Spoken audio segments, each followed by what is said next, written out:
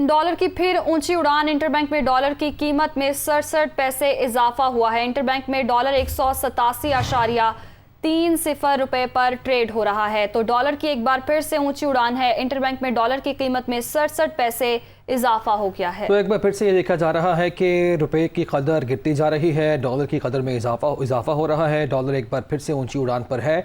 Interbank में dollar की कीमत में 67 पैसे का इजाफा हुआ है और इंटरबैंक में डॉलर 187.30 रुपए पर इस वक्त ट्रेड हो रहा है। डॉलर की फिर ऊंची उड़ान। इंटरबैंक में डॉलर की कीमत में 67 पैसे का इजाफा देखा जा रहा है और ये भी बताया जा रहा है कि इंटरबैंक में डॉलर 187.30 रुपए पर ट्रेड हो रहा है। अब गिरावट की वजूहात क्या है जान लेते हैं। Head of business desk Haris Zameer हमारे साथ मौजूद है। हारिस बताइएगा। कदम मजीद बढ़ गया है।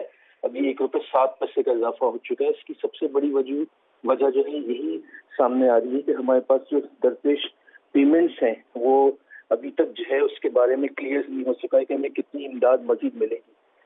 IMF से जो है जल्द ही जो है आज या कल तारीख का ऐलान हो जाएगा और प्रोबेबली जो तारीख सामने आ रही है वो 18 मई या 20 मई के दरमियान जो है हमारे मुज़ाकरात होंगे।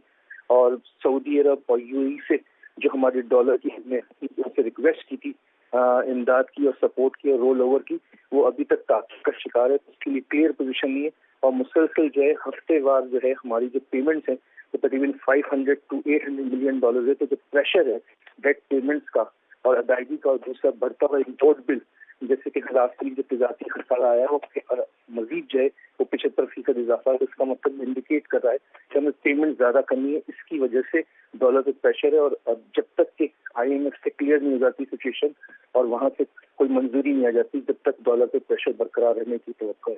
बिल्कुल ठीक है, शुक्रिया आपका हारिस जमीर।